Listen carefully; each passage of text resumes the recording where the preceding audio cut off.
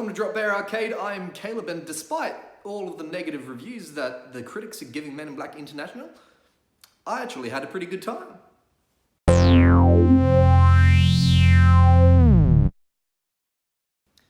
Now, I'm going to be completely honest. This wasn't a movie that I would have had the drive to go and see by myself. I saw it for two main reasons, and that was Chris Hemsworth and Tessa Thompson. They're great together. And the other was that my friends wanted to go and see it, and I like going out with my friends. I was pretty sure that I wasn't going to enjoy this movie, but I did. I had a pretty good time. I mean, Chris Hemsworth is very Thor-esque in this movie. He's very young, brazen, talented warrior guy that needs to prove himself. He's very Thor-like in that respect, but Tessa Thompson is very different from a character in Valkyrie, so at least that does separate it a little bit there. But they were great together again. They played their roles really well. Most of the acting was fine. It was good. There wasn't anything that blew me away in it. There wasn't any moment that made me realize Chris Hemsworth was a great actor like there was in Infinity War.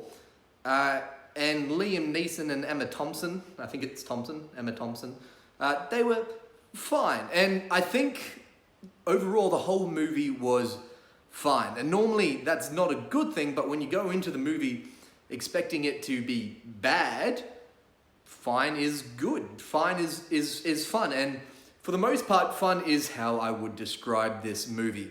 There are aliens that have cool powers, but they're only used occasionally, and it seemed to have lost some of that wonder that were in the original Men in Black films. The whole aliens living among us whilst the general public doesn't know was kind of vacant in this film.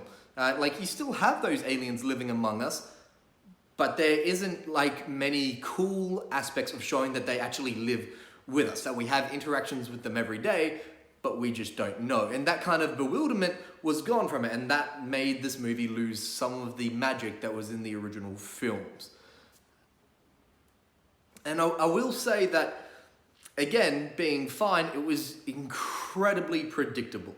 Like, ridiculously predictable. Within the first 5 minutes, you know everything you really need to know about what's going to happen in the movie. It doesn't surprise you in any way at all. And that was something that I would have liked the movie to do. The movie tried to do it, but it didn't land. And some of the hints that they gave to those surprises fell flat because they were less hints and more telling you exactly what was going to happen.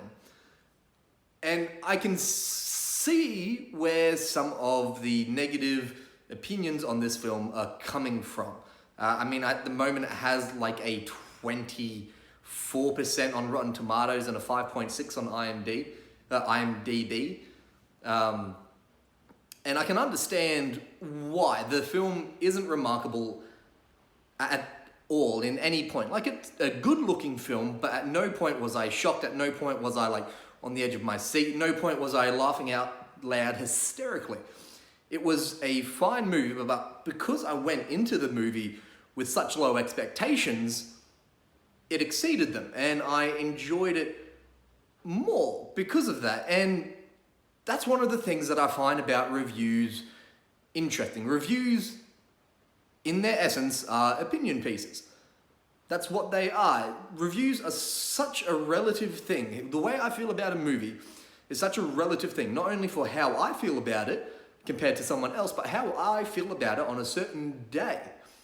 Like, how I see the movie can affect how I enjoy it. If I see a movie opening night of Avengers with hardcore fans at the biggest screen in the world, and they're all going insane, that's going to be a better viewing experience than it is me going to see Godzilla with a kid roaring behind me to be like Godzilla, and his full-grown mother taking her shoes off and putting her feet through the seats onto my armrest, and me not so subtly elbowing them away because it's my seat. Cinema etiquette, people. Be good.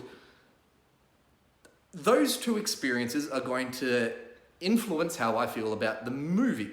And now reviews are supposed to get rid of that, but The Revenant and Blade Runner 2049 both had brilliant cinematography. But which one's better? They're both different kinds. They're both beautiful, but they both look completely different. And I prefer 2049 over The Revenant. But that's, again, a relative stance. And that's why I don't give numbers to my reviews, really. It's insane to put such a definitive answer to something that is so relative and something so fluctuating. That being said, I enjoyed Men in Black. It wasn't great, it was fine. I don't have an urge to watch it again and again, but I got what I wanted from it. I got more than what I wanted from it, actually, because I was expecting it to be terrible. And because it wasn't terrible in my mind, it was pretty good. Yeah, I had a good time. Thanks for watching.